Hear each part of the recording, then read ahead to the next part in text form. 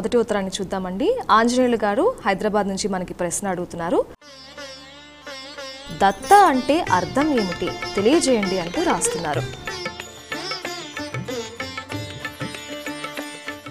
మాలాం కుంఢీంచడమరుం శూలం శంఖం సుదర్శనం దధానం భక్తవరదం దత్తాత్రేయం నమామ్యహం. జై గురుదత్త, శ్రీ గురుదత్త. దత్త అత్యంత శక్తివంతమైనటువంటి నామము. ఈ నామము మహామంత్రము.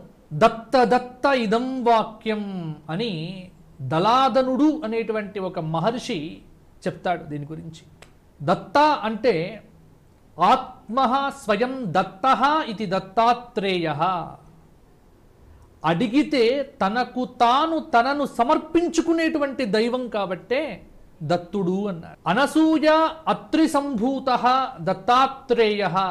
దేవతలంతా కలిసి మహా కష్టం వచ్చింది అని అనసూయాదేవి దగ్గరికి వెళ్తే త్రిమూర్తులు దేవతల యొక్క కష్టాన్ని తీర్చిన తర్వాత, ఇంత గొప్ప పని చేశావు కదమ్మా, నీకేం కావాలి అంటే, మీరు నాకు పుత్రులు కావాలి అని అడిగితే బ్రహ్మ విష్ణు మహేశ్వరులు ఆ ముగ్గురు అమ్మవారికి దత్తులయ్యారు.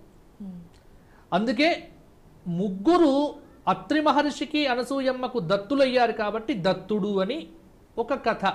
ఈ దత్త అనేటువంటి మాట ఏదైతే ఉన్నదో, దలాదనుడు అనేటువంటి ఒక మహర్షి తపస్సు చేశాడు.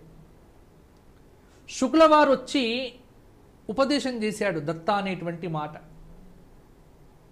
ఈ మాటను నీవు స్మరిస్తే దత్తుడు వస్తాడయ్యా అన్నాడు.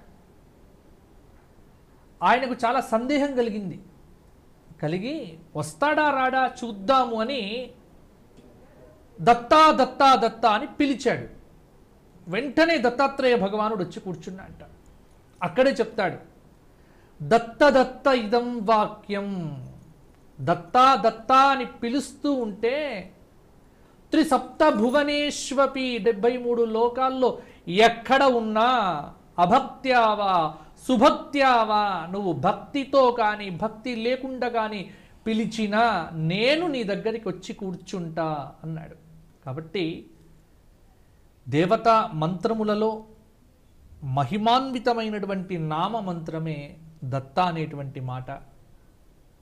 భగవంతుడు మనకు దత్తుడవుతాడు. అందులో దేవతా స్వరూపములన్నింటి యందు విశేషమైనటువంటి విలక్షణ స్వరూపమే భగవంతుడైనటువంటి దత్తాత్రేయుల వారదమ్మ. కాబట్టి అట్టి దత్తాత్రేయ భగవానుడి యొక్క దత్త మంత్రము ఏదైతే ఉన్నదో అందరూ కూడా ప్రతిరోజు స్మరించండి. దత్తుడి యొక్క మంత్రము దిగంబర దిగంబర శ్రీపాద వల్లభ దిగంబర.